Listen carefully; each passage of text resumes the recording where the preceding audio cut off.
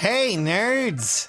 Well, wouldn't you know there, nerds, this is sponsored content, so before we go too much further, I just figured I would inform you as to that, because I was, of course, asked to take a look at Langrisser, which has been an RPG for quite some time, if I recall correctly. And it seemed kinda like Fire Emblem Heroes, and, well, it had a very interesting mixture, and when I was asked, I was like, hell yeah, let's try this out. So, here we go, guys, let's take a look at Langrisser, shall we? Going through the tutorial was quite a surprise for me, honestly. So, and that's mainly because of, well, just listen to this. Surrender to me, and you will become an important pawn. Now, accept your destiny. Me. Pawn. Fate.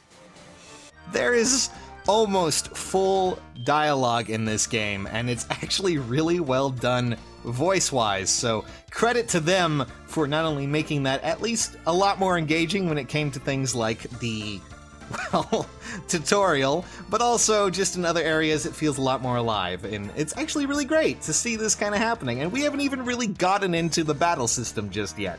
And well, the tutorial does not really teach you too much at the start, mostly because a gigantic dragon comes in and kind of ruins things, which, a little bit of a spoiler there, I guess, but kind of a big bummer in the long run.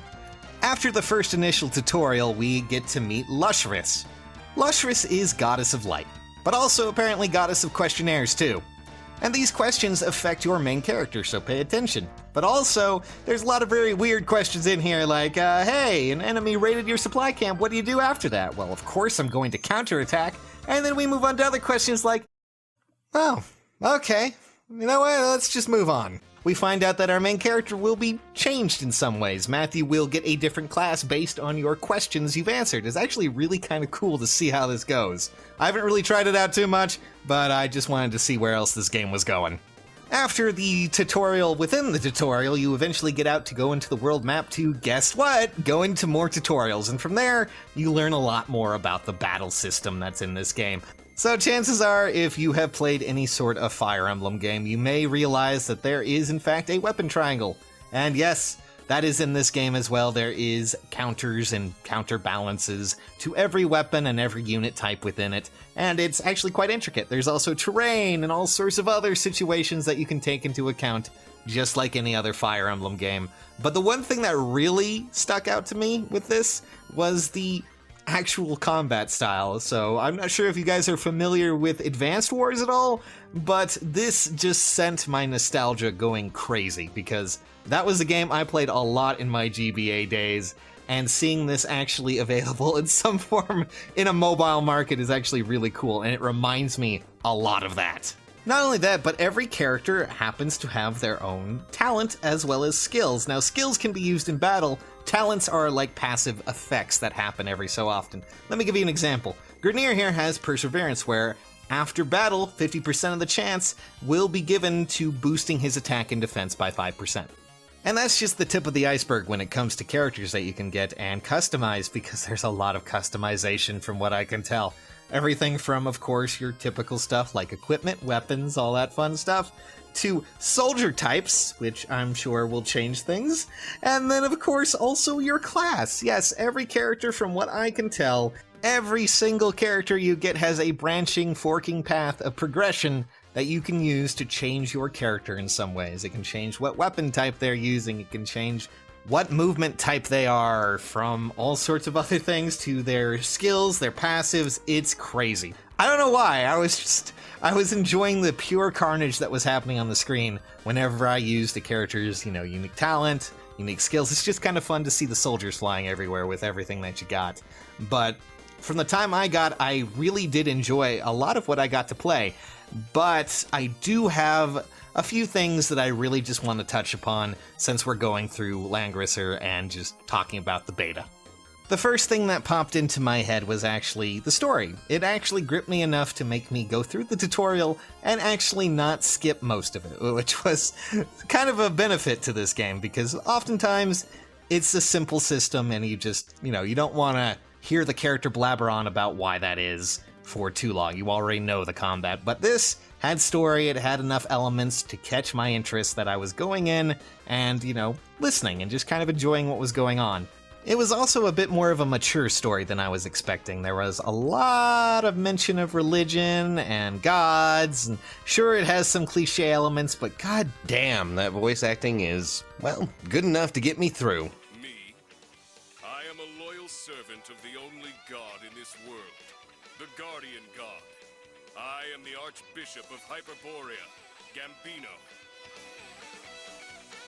And let's just talk about a few small details that I really enjoyed real quick as well.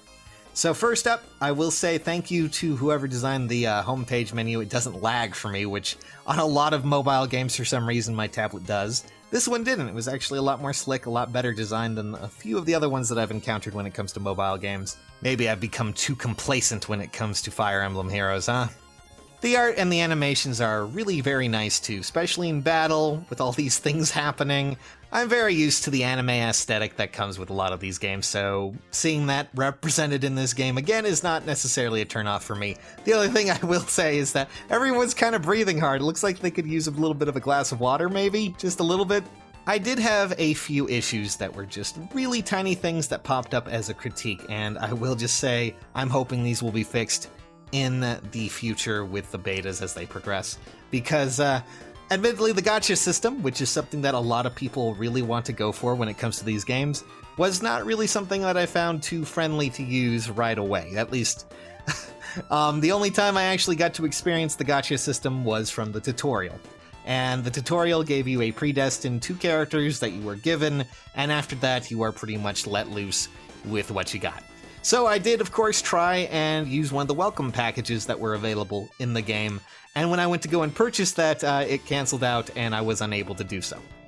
No reason given, but just kind of happened, and unfortunately, I didn't get to touch the gacha system, so I'm just going to peg that as something with the beta more than, just a problem with the game itself. I also had a few slight issues with things in the dialogue. I noticed a few typos. I also noticed a little bit of a problem with the dialogue. For instances, 1 second my character was speaking English and talking in the cutscene, the next he was speaking Japanese. Well, I can only assume that this was just a glitch with an early version of the game, because, closed beta and all that fun stuff, but it was just kind of funny to notice. I will say that in my time, the 3 hours that I had for Langrisser, I had a lot of fun. I can't really speak for the longevity when it comes to this game because, well, I haven't been able to really experience it. However, from what I could tell from the surface scratched that I got, I will say this seems like a fun alternative to those who may not be too interested in Heroes right now, or, might want something on the side to just kind of mess around with. And Langrisser does do that. I found myself enjoying a lot more than I thought I would. No, really, I did. I came in thinking that this might just be a simple Fire Emblem ripoff in some ways, or at least something akin to that, but I found myself really enjoying what was happening on screen, from stories to characters, and even, in some cases, developments. I'm really interested to see where Langrisser is going to go, and I think I'll continue to play even past the closed beta just to see what happens. Langrisser releases sometime next year, but is in closed beta right now, so if you want to, go check it out in the description. And, well, I hope to see you guys there when you try it out yourselves. So, bye for now, nerds! Hope you have fun.